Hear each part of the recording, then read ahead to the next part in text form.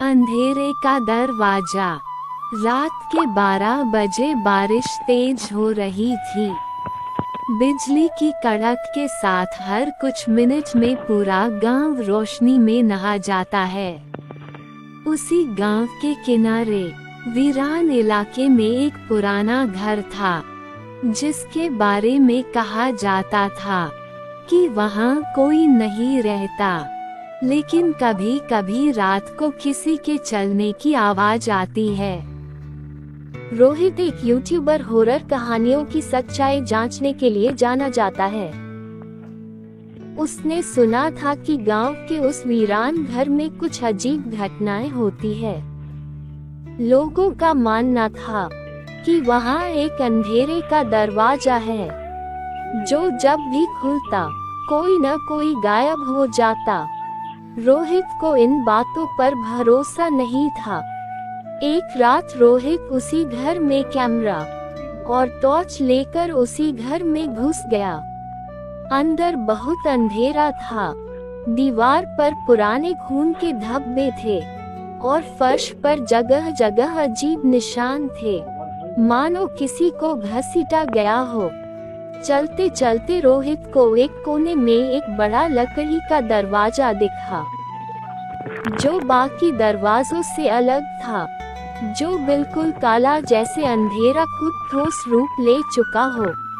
पीछे से किसी ने उसके कंधे पर हाथ रखा। उसका कलेजा मुंह को आ गया। डरते हुए उसने मुड़कर देखा। अरे यहाँ तो कोई नहीं है, और ये दरवाजा अपने आप कैसे खुला? दरवाजे के पीछे औरत की हंसने की आवाज आई। बचाओ, कोई मुझे बचाओ। उसने कैमरा उस दरवाजे की ओर किया, मगर स्क्रीन पर कुछ भी नहीं दिखा, जैसे कैमरे ने खुद उसे दिखाने से इनकार कर दिया हो। हिम्मत करके उसने दरवाजे को हल्का सा धक्का दिया। दरवाजा खुद ब खुद खुल गया और अंदर भयानक अंधेरा था, इतना गहरा कि टॉर्च की रोशनी भी उसमें समा गई। फिर अचानक एक चुड़ैल बिजली की तेजी से बाहर निकली और रोहित का गला पकड़ लिया।